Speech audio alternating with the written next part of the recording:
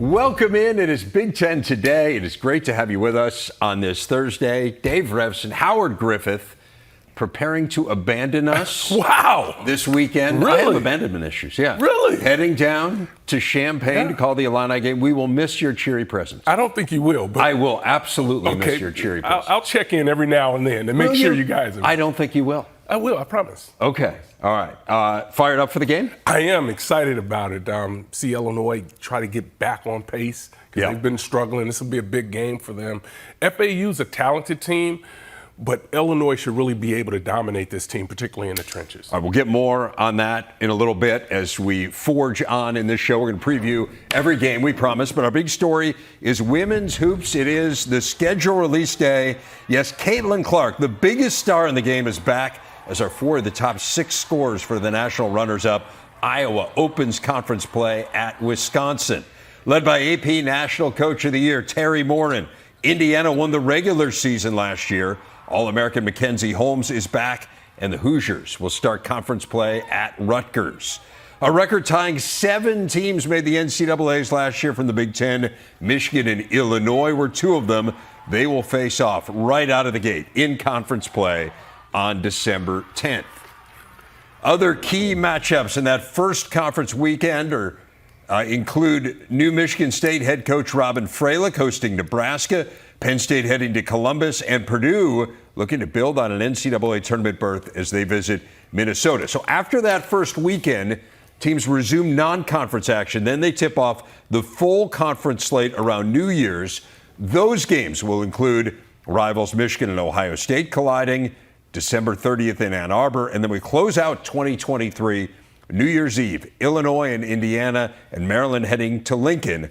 We'll have more key dates in the conference women's hoop schedule coming up later in the show. Let's dive into football. We have 5 conference games coming up this weekend, so it's pretty exciting. There's a lot of intrigue, a lot to talk about there. But I want to start with a really big non-conference game. I think this game is significant, not just because it's 2 top 10 teams and it's 2 of the marquee programs in college football, but I think it's going to tell us a lot about both of the programs. I think there's been some consternation in Columbus, although I think people feel a lot better now than they did, say, 7 days ago. But really interested in your breakdown of Ohio State and Notre Dame. We're going to handle this when each team has the ball. Let's start when the Irish have the ball, which is a very different proposition than it was a year ago. It really is. This is like night and day. Yeah. When you watch Notre Dame from an offensive perspective now, you go back a year ago when they played against Ohio State, it was almost let's play keep away. You know, we just want to keep the offense on the sideline for Ohio State. But now this is a team with Sam Hartman at quarterback that is aggressive. They want to run the football. They want to control the line of scrimmage.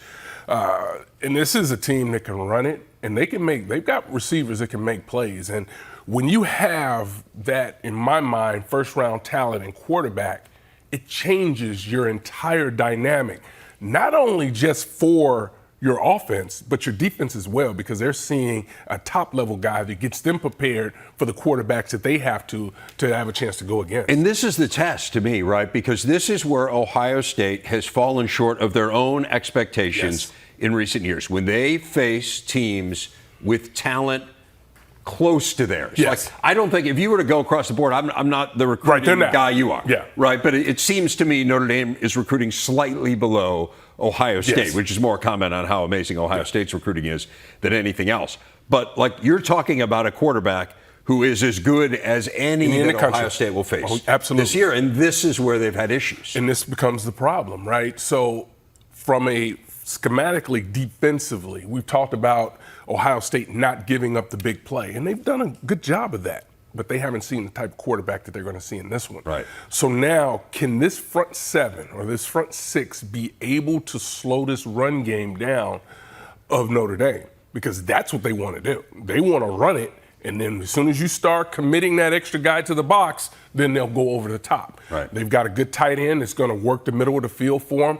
The receivers on the outside can stretch the field, can run. So they have to be as sound as possible. This is a major test for both programs, really, when you look at the national landscape of where these two teams are ultimately trying to go. Notre Dame wins this game. Now all of a sudden, people are starting to look, okay, well, Notre Dame has a chance to be in this 14 playoff. Right. Legitimately, not kind of backdoor their way in because one of the top 4 loses. Right. Ohio State comes away with a win in this game, and it answers a lot of the questions because there's a lot of respect for what this Notre Dame team is doing to this point. And Ohio State has that opportunity now to answer a lot of those questions. Hugely significant. I agree. And I don't think anyone would be surprised if on New Year's Day, this is a college football playoff matchup. Like, this is the kind of game that they could be. What about when Ohio State is the ball? And I think this is the first time in a long time that you would think about Notre Dame playing Ohio State. Obviously, they don't play that much. I mean, it's the first time that Ohio State's been there since the mid-'90s. But, like, if you were to pair them off against one another, where you'd say Notre Dame is the advantage at quarterback, right? So Ohio State, this is the concern. But, man, McCord played a lot better last week. And so now it seems to me, can he carry that forward? What are you watching when Ohio State is the ball? We absolutely played a lot better. But I think what they have to ultimately be able to do is take care of the football. Yeah. They have to do a great job, to me, in third downs. And outside of last week, this is Ohio State offensive team that's really struggled to convert in third down situations. So they need to be able to stay on the field. You know, we all talk about Marvin Harrison and just what the unbelievable talent and next level talent that he is. They've got to find a way to get him the football. Not just 5 catches. He needs to have like 10, 12 targets. And then if he has 8 catches for some big numbers, that changes. So what are they going to do? I think this will be one of the first times we start to see Marvin Harrison moving and shifting to try to create some matchup problems because they have a player, Morrison, a young corner he's big time. He was freshman All-American. Well, he's an All-American as a freshman. Let me put it to you that way. He is an elite player.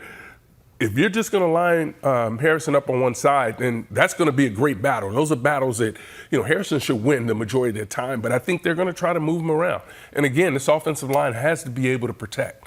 McCord has to be able, when they get in some of these second and long, third and long situations, he has to be comfortable to drop back in the pocket and know that he's got the protection, that he can dump the ball off if he needs to. But I think it starts with the run game. They've really got to do a great job up front on the line of scrimmage of being able to protect and also being able to run the football. And it's a big test of that offensive line, right? We've wondered about that offensive line since we saw them at camp, and it's a huge test of McCord. Yeah. I mean, I'm so interested to see how he responds in a game like this because you just can't know. You don't know. Until you see him in an environment like this. Yeah. This is what's so real, and this is what's so hard when we look at teams like Ohio State, and we look at teams now like Michigan and Penn State, when they're playing against what we may consider inferior talent to where they are. Yeah. It's tough to see. You don't really get a good gauge, but these are the games. They say all the time, well, you come to Ohio State playing this game. Right, and then the games that are coming against some of the big-time opponents that they have. But this is the first step where he can sit back and really has a chance to say a lot to the naysayers, right? Yes. Because they're out there. Yes. It's a no question. He knows they're out there, too, and I he knows to believe, right? He knows they're out there. Yep. But this is his opportunity to take that next step. Not only, forget the people that are outside of the Woody, right? Inside. He can convince also the coaching staff and the players that I can get it done in the big-time games, and that's where they are right now. Can't wait. Going to be fascinating. He was much better last week. To his credit, he's gotten better every week. What about Penn State and Iowa? Let's talk about it from the Hawkeyes' perspective first when they have the ball. Yeah. And this is the kind of constant dilemma it is for Iowa. Do you feel like it's gotten better, and how do you see them matching up here with Penn State? I think they are better. And the reality is, I know people want to talk about points and whether they're doing this, that, and the other. But I think now that Cade is starting to get more comfortable with game reps, right? Because he hasn't always had that because of the injuries that he had over the summer to be able to work with this team. So it's going to take a little bit of time to get that timing up. There are going to be some opportunities in this game. There are going to be some 50-50 balls down the field that his receivers have to be able to come up with, and he has to find a way to connect with, because this is going to be a tough team to run against, and this is not an Iowa team that's going to, load up and just say, hey, we're going to come at you. And down 2 running backs, too, based on what we saw last week. Right, and we're going to run for 200. That's not something that's really going to happen when you look at this Penn State team. So I think they have to be careful with the football, can't turn it over, can't give Penn State short fields. And some of this is playing position football. possession football as well, to be able to flip the field and special teams to do some of those things. They're pretty good at that. That plays to their strength. Right. So you know that they'll win. Special teams is going to be one of the areas where you can really count on, particularly their kicking game, right? So to me, they have to run the ball enough that it doesn't turn into a pass rush drill, right? So they're just pinning their ears back and coming after him.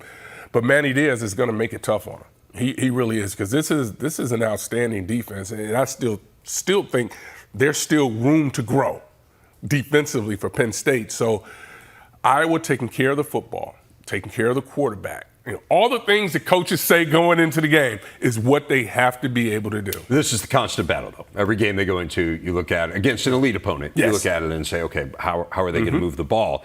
What about Penn State? I mean, Drew Aller wasn't great against Illinois. Again, it's tough. It's different when you face. I know Illinois had dropped off a little bit here early on defensively, but I mean, they have some difference makers, right? Like Johnny Newton is a player you just don't see in those non-conference type games. Certainly you don't see him against Delaware. Yeah. Right? And so now you've got Iowa's defense, which is so good. Yeah. What are you focused on when Penn State has the ball? You know, I think so much of what Drew's issues were a week ago against Illinois was coverages. And that's one of the things that this Illinois team does well, disguising coverages, and you're not sure what they're going to see. And, oh, by the way, you just mentioned having a dominant player up front that can get after you, right? So that throws things off. So you know what this Iowa team is. You know who they are. You know that they're going to see cover two. You know they have one of the best corners in all of America. But I think things kind of line up a little bit better because pre-snap, you can make some determinations against this Iowa team. The challenge against Iowa is Iowa's not going to give up that big play. That's not who they are. They're going to make you go the long way. So you're forced to be consistent in a drive. If you put a 7, 8, 9 play drive together, you've got to be perfect on every last one of them because they're going to find a way to force you into mistakes.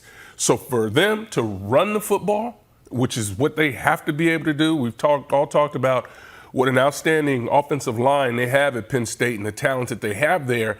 This is the type of game where they really have to show up and really be able to do it because if they can get the run game going, it's like all these teams. If you can get the run game going, that's going to open up the pass. You start asking, the safety to get more involved, and now all of a sudden you got one-on-one matchups outside, and you can take advantage of some of those things. So the talent that they have when they start to get explosive in that passing game at Penn State it is why I think so many people feel good about where Penn State is as a team. It's easier said than done, though, right? It's yes. easier said than done against Iowa. Absolutely. I mean, they're just so elite. Fundamentally sound. You know what you're getting, and you still go out and you make mistakes. They force you into bad situations. And here's the one thing that Penn State hasn't done. They haven't turned the ball over.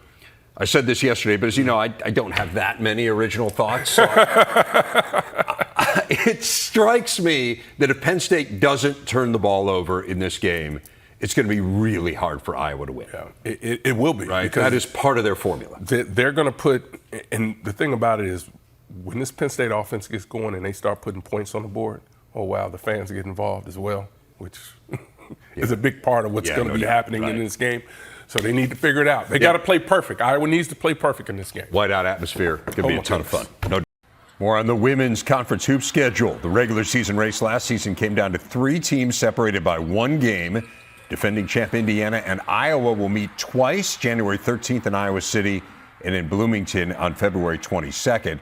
Michigan finished tied with Iowa for second place. All Big Ten star Cheyenne Sellers and the Terps have 1 meeting with the Hawks this year, February 3rd at Maryland. As for Indiana and Maryland, they will square off twice, ending January in College Park and ending the regular season March 3rd in Bloomington. Some other notable mid-season dates. Ohio State, remember, started out red hot last season, riding a 19-game winning streak into January. This January, they have some key matchups as they head to Maryland and host Iowa. Rivals Indiana and Purdue will face off twice, January 21st in West Lafayette, February 11th in Bloomington. Michigan State hosts Michigan in the first of their 2 meetings on January 27th. Ohio State will visit Michigan in December. The game in Columbus will be February 28th. Give you a look at the end of the regular season a bit later in the show. Let's go back to football. Here's how Joel Klatt sees the top 10 right now. He agrees with the pollsters on the top 3. He has USC a spot higher than the AP does, has Washington 3 spots higher than its AP rank, agrees with the pollsters on Ohio State at 6, and has Penn State 1 spot below where the AP ranks them. And pleased to be joined now by Joel Klatt, the lead game analyst for Fox Sports, host of the Joel Klatt Show podcast as well. Joel, I want to start big picture with you. This is a great week in college football. We've got 6 games of ranked teams going head-to-head. I think it's been interesting early on this year. The narrative is that there is no great team in college football. Do you agree with that premise? Yeah, although I think that there's a lot of really good teams. And I think that, depending on the way you want to spin it, you either say like, well, we don't have guys or teams at the top end. But I actually disagree with that. I think that there's been a large number of teams that have been chasing that upper echelon, that have caught up to the most part. And then you've got, Clemson with a loss, and Alabama with a loss, and LSU with a loss. And you start to see this, and then you see Georgia down 14-3 in the first half to South Carolina, and you can start to think to yourself, okay, like there's a lot of teams now that we could maybe consider above the line. For so many years, Revan, I think you would agree with this. You could draw a line under 2 or 3 in the poll and say, like, those are really the only teams that can compete for and win a national championship. This year, I think that line could go all the way down to under 9 to 11 teams that, depending on the right, scenario or injury sequence, they could win the national championship. And I think that has energized the college football fan base across the country. And I think it also helps that you've got 8 teams out west ranked out of the Pac-12. And I think that's really nationalized the fan base of college football as a whole, rather than kind of the regionalization that has happened over the last decade or so. I would agree. It does feel like more of a national sport this year than it's been in quite some time. And part of that is just how great the Pac-12 has been. Of course, the biggest story in college football has come out of the Pac-12. I want to dive into those. So you've kind of agreed with this notion that there isn't necessarily a great team, but that we have a lot of really good teams. I guess the natural follow-up there is why? Like, why do you think there's more parity than in past years where you could kind of count on Alabama being there, yep, Ohio State, Clemson, and then whoever the other team that crashed the party was? Like, yeah, what's different here? What's changed? So I think what we're seeing is the effect of NIL and transfer portal, to be quite honest with you. I think that what you see prior to NIL and transfer portal, the way that a player could create value enough where he could impact his future was to get to the NFL. And generally speaking, you had to go to a very small group of schools to feel like you were really impacting your future to get to the NFL. This is why we saw so many, recruits pick places like Alabama and Ohio State and Clemson and Georgia.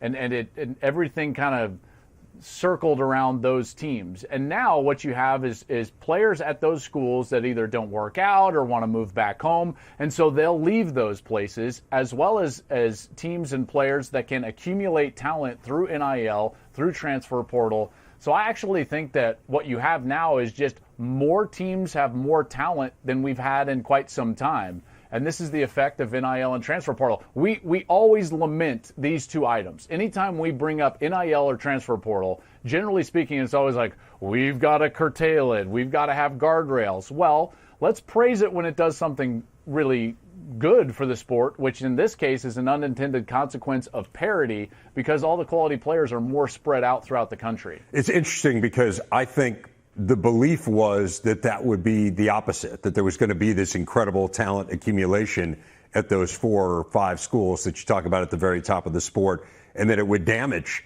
the balance in the sport. But it's turned out, as you say, at least this year, we painted a very different picture. And so now we got all these great games that people are excited about nationally. One of them is certainly Ohio State going to South Bend to take on Notre Dame. Give me a sense of how you break down that game and Notre Dame going into the portal and adding a guy who appears to be one of the better quarterbacks in the country, and how that impacts this game. Well, that guy specifically, let's just like put on our imaginary hat for a moment and think of a world where in the offseason Ohio State landed Sam Hartman and Notre Dame didn't, this game looks totally different, right? Because Notre Dame doesn't have the talent level that Ohio State does on their roster. But now they've got a guy starting his 50th game and has raised the level of that talent to where Estime is a better running back, the wide receivers are better players, the line is all of a sudden looking better, the defense has improved because they have hope. They have hope in the fact that they've got a quarterback that can play on the top level. For Ohio State, now they've got a guy making his 4th start, and what they're trying to do is develop him as fast as possible for this game. Now, I've seen improvement from Kyle McCord over these first 3 games, and I think you have as well. Yep. His numbers suggest that he's improved. The film suggests that he has improved. If that shows up, then Ohio State is the better team. They're the higher-ranked team. They're favored in this game. And if McCord plays well and doesn't turn it over, they can and should win the game. But the problem is that experience at the quarterback position on the opposition. If Ohio State can't present pressure on Sam Hartman, it could be a long night. And this is one area where Ohio State has fallen short over the course of the first 3 weeks. Rev, you and I both know they've got great players on the defensive line. Tui Moloau, Jack Sawyer. These guys haven't gotten a sack. Now, they were finally able to create pressure on Western Kentucky last week, but can't get to the quarterback. They've got to start getting to the quarterback and really affect the passer, in particular this week when they're facing Sam Hartman. Right, just 2 sacks last week. As you say, they made things difficult on Austin Reed and Western Kentucky. Again, this is a different level, but Western Kentucky is a really good passing attack. But again, we're talking about a different animal here with Hartman and with Notre Dame. So that's one of the ranked versus ranked games involving a Big Ten team. The other one is Penn State and Iowa. You had a chance to see Penn State in person last week. They got a battle from Illinois. I mean, I know the final score wasn't all that close, but a lot of it was just the self-inflicted wounds from the Illini that put their defense in a bad spot. But Illinois' defense did a really nice job on Drew Aller. So now you ratchet up the defensive level, taking on Iowa. What do you make of that matchup? So the most alarming part for Penn State coming out of that Illinois matchup was the fact that they could not block the defensive line of Illinois. Now, does every team have Jerzon Newton on their team? Probably not. Like, that guy was remarkable. And truth be told, watching film prior to the game, I was impressed with him. And then during the game, I became even more impressed with him. That is an NFL player up front. But Penn State had no answer whatsoever. The difference is that Iowa runs a very different structure of defense. And it's going to be a very different challenge for Drew Aller, and in particular, not being on the road, but being at home. Aller's at his best when they can run the ball and then they can put him in advantageous places and situations to throw the ball. That's when he's at his best. Last week that didn't happen, and he was still able to make some throws. He's still growing, just like Kyle McCord is still growing, but he's got an immense amount of talent and a huge future in front of him. The real issue for Penn State will be the offensive line. Can they block Iowa up front? They think it's a really good offensive line. They did not play that way against Illinois, and they need to play better moving forward. The last thing I would just say about that game is that Cade McNamara has won in Happy Valley, right? Let's not just minimize that, because that's an important piece of this Iowa situation. And then that defense playing zone defense. Drew Aller sees man coverage in practice from his own defense. That's what Penn State likes to run. Last week, struggled a little bit against what man coverage that Illinois runs. This is different. It is zone coverage. Aller has got to put the ball on the frame of his wide receivers, because against Iowa, if you have tipped passes or overthrows, they turn into interceptions. So watch out for that early in this game. Is he relaxed enough to frame up his wide receivers versus being too excited and letting the ball sail? That's an area where Penn State's been really good, yet to turn the ball over this year. You feel like for Iowa to win the game, they're going to have to do what you said and create some mistakes there for Penn State, get some short fields for their offense. I do want to ask you about one other game, the game that's actually on our air early, the Michigan-Rutgers game. Mm-hmm. Michigan undefeated. We know how good they've been. Rutgers is, I think, quietly outside of the Big Ten. I think Big Ten fans have watched enough to know that they're improved. They have given Michigan a pretty good game 2 of the last 3 times they played. Yep. What do you think of this matchup and Rutgers' chances, maybe not of pulling an upset, but of making it really close? Yeah, so everyone's talking about Colorado, and rightly so, I think, because of the improvement that they've shown from a year ago. I think if you were to create a list of teams that are most improved from year over year, Rutgers would be on that list. Rutgers is a good football team. And the reason Michigan has trouble with them is the same reason why Michigan had trouble with Illinois last year, is because they are built to be physical and to match the physicality that Michigan brings to the table. Michigan doesn't see that a lot. Let's face it, they bully a lot of people at the line of scrimmage, and Rutgers is one of those teams under Greg Schiano that will stand in there and be tough. They'll be versatile in the secondary. They can play man, they can play zone, they'll switch up the looks. And I think it's that type of stylistic, styles make fights type of mantra of why Michigan has struggled with Rutgers a little bit. They don't generally see a team that wants to stand in there and throw blows. And this Rutgers team will do that. But I think Rutgers is a lot better than people give them credit. It won't shock me at all if this is a close game in the second half. It won't shock me at all. Should be a good one, noon Eastern time here on the Big Ten Network. You've got Oklahoma and Cincinnati, noon Eastern time over on Fox. Enjoy that call, as always. Really appreciate it. Thanks for the time, Joel. You bet, man. You bet. Good to see you. We've been unveiling the women's conference hoop schedule today. Made it to the end of the regular season. It's going to wind up with a bang. Maryland facing defending champ Indiana. Mentioned before, they only finished one game apart last year. Also that final day, Ohio State plays Iowa in what could be Caitlin Clark's final game at home, though she does have another year of eligibility if she chooses to use it. But I think I speak for all of us when I say we hope she chooses to use it. The Buckeyes coming off their Elite Eight appearance, their first since 1993. The rest of that final weekend, Illinois was vastly improved last year. They'll host Nebraska, Purdue visiting Michigan as well. Again, you can check out the full schedule now at big10.org. Saturday, we're all Big Ten all morning long. In-depth previews of every matchup, live reports from inside the Big House before the Wolverines take on Rutgers. Big Ten Tailgate presented by TIAA, Saturday, 10 a.m. Eastern, only on the Big Ten Network and the Fox Sports app. Howard, I talked about it with Joel. I'm so intrigued by and excited for this game. I think we all agree Rutgers is better. Michigan is really, really good, though. Yes. And so now the question becomes, is Rutgers good enough to hang around with them? Well, from a talent standpoint, it's going to be very difficult for them to do. But I think what they need to do and what the recipe for success in this particular game is they have to continue to run the ball. That's what's really helped this team really dominate and really control time of possession to keep away from the offense. You know what this Michigan team can do. They can be explosive, come up with big plays.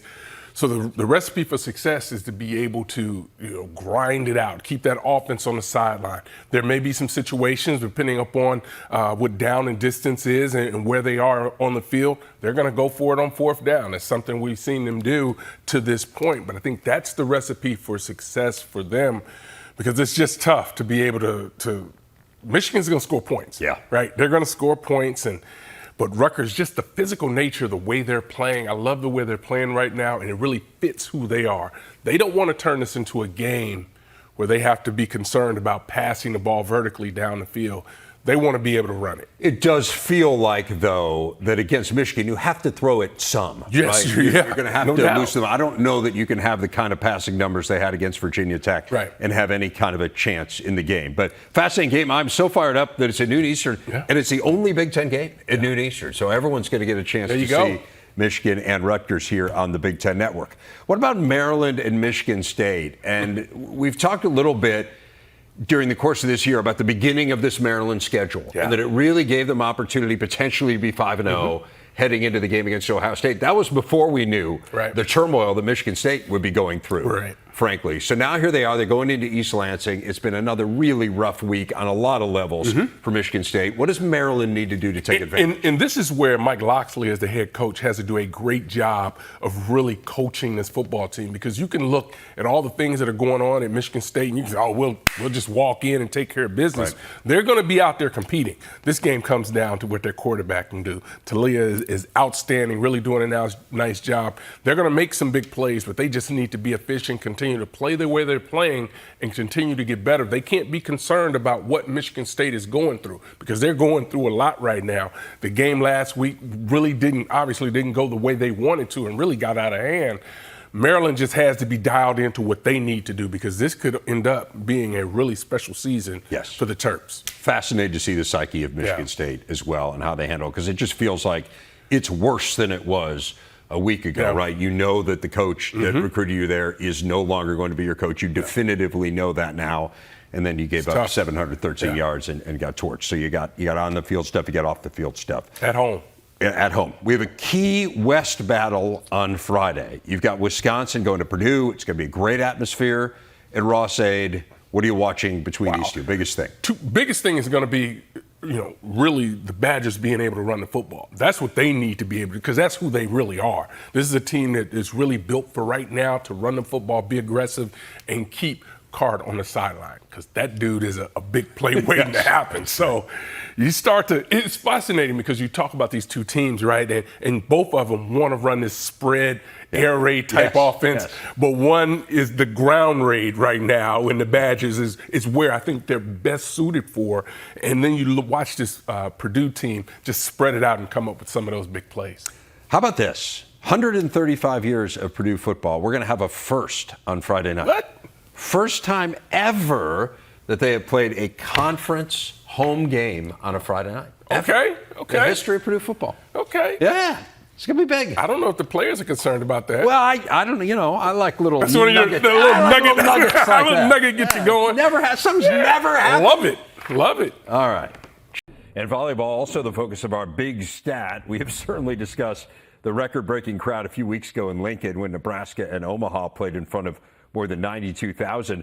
But another record was set last week. Wisconsin and Marquette drew more than 17,000 fans in Milwaukee, the largest crowd ever to see an indoor women's volleyball match in the U.S. And one of the Badgers' biggest stars, Temi Thomas-Ailara, is today's big interview. She joins us now from Madison. And Temi, let's start there. You played in front of a huge crowd in Milwaukee. You played in front of some really big crowds now in your time at Wisconsin. What's that like to have that kind of fan support? Yeah, it's super exciting. It was a really cool environment, both in Florida and at the Pfizer in Milwaukee. It's really cool to have all of those fans cheering for you, and even against you, just being in those loud environments, playing a team, and enjoying the energy of the crowd. Your team is 9-0. You're ranked number 1 in the country. How would you assess the season to this point? It's been going really well. I think one of the biggest things we say is that as this season's team hasn't won anything yet, so we're still ready to grind and work hard and go through Big Tens, playing as well as we can. Is this weird for you, Temi? I mean, you are teammates. We should preface this. I think probably people who follow volleyball know, but you played 4 years at Northwestern. You graduated from there, and then you transferred in the conference to Wisconsin. So these are people that you played against your entire career. And now they're your teammates. Is that weird for you? It definitely was when I was thinking about transferring here and coming on visits. But once I got here, I was like, okay, this is where I am. These are my teammates now. It's really cool seeing their personalities on the same side of the net. Definitely different than I thought they were when I was playing against them at Northwestern. But I really like them a lot, and they've become some of my really good friends. As we said, this team is playing really well. You mentioned the match against Florida over the weekend. Number 3 team in the country. You went down there. You guys went down 2-0 and rallied and came back to win. What did you learn about those teammates and perhaps about yourself in that match? I think we just learned that we can keep pushing and keep going through adversity. Like going down 0-2 was definitely very hard, but I think throughout the match, we just stayed calm and we knew that our time was coming to kind of push forward and keep fighting for a win. You were really the focal point of your team at Northwestern. It is less so at Wisconsin just because there are more really good players around you. That's why you're ranked number 1 in the country. How different is that for you to not necessarily be the focal point, particularly of the offense? Yeah, it's very different, but I think it's really cool to see how easily our setters can spread out our offense and how you can get everyone going at the same time. And it really makes it a tough time for the blockers on the other side of the net when we're in system, firing across everything, all cylinders. it stresses them out, and it's really cool to see. So you are going to play against Northwestern tomorrow. The match is in Evanston.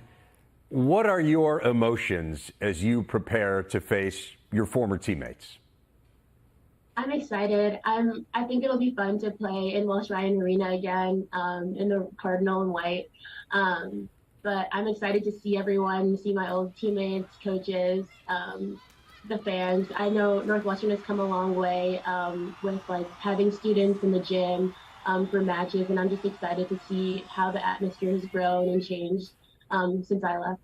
I want to talk a little bit more about you. You have a really fascinating background. Your parents came from Nigeria to the U.S. You were raised in both cultures. What are some things that Americans may not know about the Nigerian culture that you would want them to know? I think not many people have tried Nigerian food probably, so I'm going to plug Nigerian food and say that everyone should try it. Some of my favorite foods are egusi soup and iyo or fufu. Egusi soup is like a stew with spinach and blended up bell pepper, and then it's seasoned, and then you dip in the fufu, which is pounded yam, but it kind of has a mashed potato texture to it. So you like pick the fufu up, you dip it in the egusi soup, and then you eat it. And then like jollof rice, which is seasoned rice, basically. Tell me a little bit about getting access to that culture in college, right? I mean, it was such a big part of how you were raised, and your parents, I know, made sure that you had those foods and that you were raised both in, the environment of the United States, but also that you had a taste, literally and figuratively, of Nigeria. How big a challenge has it been to kind of keep that up while you've been in college? It was definitely hard, especially when I was in the dorms, because I didn't have a kitchen to myself. But my parents were really good, especially since I'm still pretty close to home, and I was close to home when I was in Evanston. They brought up a lot of Nigerian food throughout my time. I found some Nigerian restaurants that I could go to, and kind of kept in touch with my culture. I know you majored in biomedical engineering at Northwestern, which sounds really easy, by the way. I'm sure you coasted through that. But what do you want to do in the medical field? Like, give us a sense of what part of biomedical engineering interests you. So I don't think I want to be an engineer anymore. I'm more interested in healthcare administration, on the healthcare administration side of medicine. And basically what that is kind of managing over a hospital with their finances and kind of the technology that they're investing in over time. I kind of want to help people be able to afford healthcare on a smaller scale or a larger scale, kind of wherever I can get my foot in the door. Because I found that in engineering, I was super interested in prosthetics, but I found out that not many people can afford it, and it's not really covered by healthcare insurance either. So it kind of didn't make sense for me to invest my time into something that the people that need it can't really afford. I know that your parents are both involved in healthcare. They're both nurses. To what extent did that influence your interest? I think a pretty big extent. Just kind of seeing them going into the hospital, especially during COVID. They were helping so many people. They always have been, but also seeing how hard it was on them and hearing some of the stories about people that didn't enter the hospital as early as they could have because they were scared of the healthcare bills piling up from the length of their stay, and then ending up going into the hospital sicker than they would have if they had gone earlier. I think that was a really big turn for me to go more into the healthcare administration side versus the engineering side. Well, it's a noble pursuit, really well articulated there. I want to ask you a volleyball question as we finish up here. I would argue there is probably no one more qualified than you to answer this question. So, as you prepare for your match tomorrow, give me a scouting report on Northwestern. They run a pretty fast offense, as they have for the past couple years. and they're pretty energetic. They're ready to attack. They like to swing at most of the balls and put pressure on the defense to get it back up and go again. I think we're going to have to spend some good time in serve and pass and just make sure that we're in system as much as we can to put pressure on the block and defense and just be ready for them to run that fast offense back at us. Temi Thomas-Ailara, congratulations on all of your successes, both on and off the court. Best of luck in that match tomorrow against Northwestern and the rest of the way. And thanks for spending some time with us. Really fascinating to visit with you. Thank you. You can see the Badgers' next 2 matches on Big Ten Plus. Big Ten Plus delivers access to thousands of non-televised live events. Next day, on-demand game replays, multi-view to watch up to 4 games at once, and your favorite school's 24/7 channel. There is no plus like home. Subscribe and stream for as low as $9.95 a month at BigTenPlus.com. Just a reminder, our Saturday tripleheader kicks off with number 2 Michigan against Rutgers. Then Nebraska takes on Louisiana Tech, and Illinois battles Florida Atlantic. And in primetime, Minnesota squaring off with Northwestern, Indiana facing Akron. It's all Saturday, only on the Big Ten Network and the Fox Sports app. Go to btn.com/gamefinder for channel locations in your area. How we have a few minutes left. Let's run through the remaining games we haven't touched on. Let's start with Minnesota and Northwestern, both coming off tough losses in the state of North Carolina. What interests you here? Just how this Minnesota team ultimately can bounce back. We know what type of team they are. I believe they're a good team. Callie McManus, I think, has to get more comfortable with the quarterback position, which I think will happen. They'll have to run the football to get him more involved in the game. Can't afford to lose this game. If you look at the schedule that Minnesota has in conference play with both Michigan and Ohio State, if they're going to challenge for the West, which I think they can, they got to win it. We mentioned you're going to be calling Illinois and FAU. We talked about it a little bit off the top, but give us a bit of a sell job on this game. Well, I think one of the things you've got to see is this Illinois offense, right? They struggled last week, 4 interceptions, a little bit of a problem. You got to take care of the football, right? You can't win like that. But I think you want to see this offense be able to spread the ball. And really one of the things that hasn't happened is them running the ball with the consistency. We thought this was a good offensive line. I'm looking forward to seeing if they can control the line. I agree with you. They have to get the running backs going. It's been a little bit of a head scratcher so far this year with how good I think we both think the line is. Nebraska has Louisiana Tech. Get right. This is one of those games where you're doing the right things in practice. And this team, I believe, is better. But they're still making some mistakes. Cut down on the penalties, get rid of that stuff, and really play a clean game. This is the type of game that Nebraska should be able to control, but they need to play clean. They really have to get going on offense. Yeah. And this is a game where you can do that. Louisiana Tech, Sonny Cumbie's their coach, so you know they're going to throw it all over the place, right? But they have not been a good defensive team this year. So can you gain some confidence if you're Nebraska as you head into the bulk of conference play? What about Indiana and Akron? Indiana has shown us what they want to run the football. I think they found their quarterback for now. It really looks like they've got some things going there. We know what they are defensively, continuing to grow. Again, this is a game that they should be able to control, but they have to go out and get it done. They need to keep this momentum that they've built going. Joe Moorhead, their coach, a guy that we know pretty well. There is an interesting side note in that game, which is this. The last 16 years that the MAC and the Big Ten have played one another. So this does not include the COVID year where they didn't play non-conference games. But every other year other than that, there's been at least one MAC versus Big Ten game, 16 years. In every single one of those years, the MAC has won at least one game. Oh, boy. This is the last MAC versus Big Ten game this year? No, Reverend. Why would you bring that up? Because why would you just do that? It's interesting. You don't think it's interesting? Yes, but it's a problem.